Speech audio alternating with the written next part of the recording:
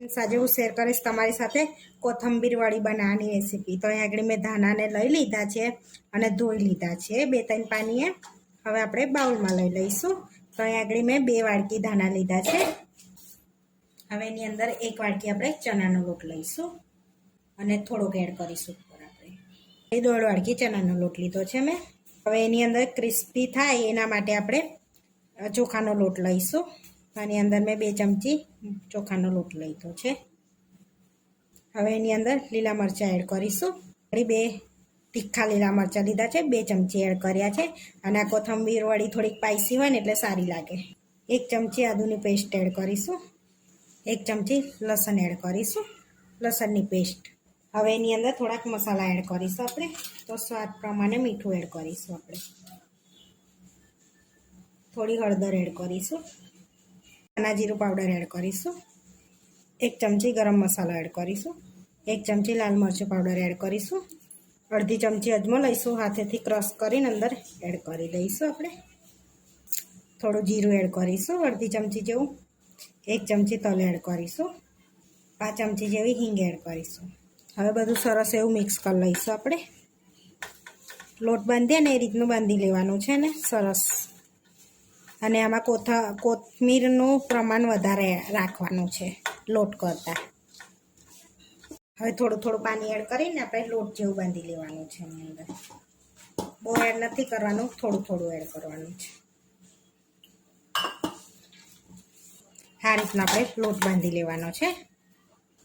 હવે થોડુંક તેલ એડ કરીશું આપણે એની પર અને મિક્સ કરી લઈશું આ રીતે આપણે।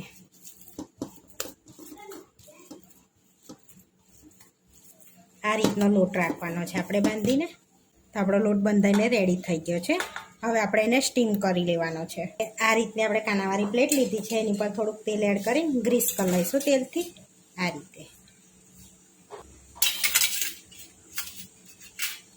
હવે તેલથી ગ્રીસ કરી લીધી છે। હવે જે આપણે લોટ બાંધ્યો હતો એની પર એડ કરી દઈશું। હવે સહેજ પાણીવાળો હાથ કરીને આપણે પ્રેસ કરી લેવાનું છે ને આ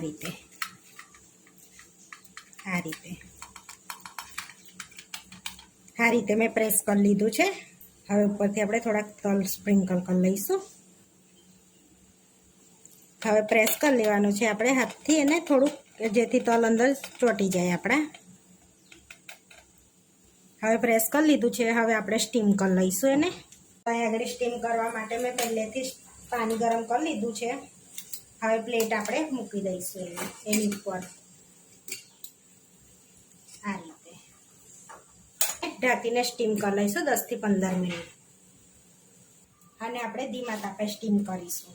તો આપણે 10 થી 15 મિનિટ થઈ ગઈ છે અને હવે આપણે ચેક કરીશું। આપણે ચક્કુ મારીને ચેક કરીશું તો એકદમ ક્લીન ચક્કુ બહાર નીકળ્યું એટલે આપણે સ્ટીમ થઈ ગયું છે।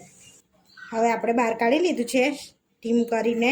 હવે ઠંડુ થવા દઈશું આપણે ઠંડુ થઈ ગયું છે તો આ રીતે પહેલાં ઉખાડી લઈશું આપણે। હવે એને કટ લગાડીશું આ રીતે, ચોરસ પીસમાં કટ કરીશું। હવે આડા કટ લગાડીશું આપણે। તો આ રીતે આપણે ચોરસ કટ લગાડી લીધા છે। હવે આપણે એને તળી લેવાની છે। હવે અહીંયા કઢાઈમાં મેં તેલ લઈ લીધું છે। હવે કે તેલને આપણે ગરમ થવા દઈશું।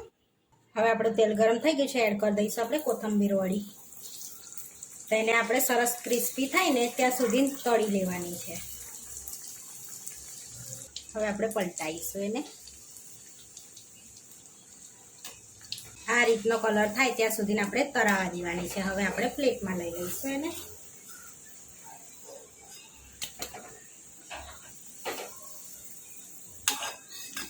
અને આ રીતે આપણે બીજી તળી લઈશું। અહીંયા આપણી બધી કોથંબીર વળી તળાઈને રેડી થઈ ગઈ છે। તો જોઈ શકો છો એકદમ ક્રિસ્પી એવી બની છે। આ રીતની આપણે કલર બી સરસ આવ્યો છે એનો। આ રીતની તળવાની આપણે। હવે આપણે સર્વ કરી લેવાનું છે। પ્લેટમાં આપણે કોથંબીર વળી લઈ લઈશું। અહીંયા આપણે ટોમેટો કેચઅપ સાથે સર્વ કરીએ છીએ। તમે ગ્રીન ચટણી બી બનાવી શકો છો એની જોડે। તો આપણી કોથંબીર વળી બનીને રેડી થઈ ગઈ છે। આવા વિડીયો જોવા માટે મારી ચેનલને સબસ્ક્રાઈબ કરો, લાઈક કરો અને શેર કરો અને તમે જરૂરથી ટ્રાય કરો। ફરી મળીશું નવા વિડીયોમાં।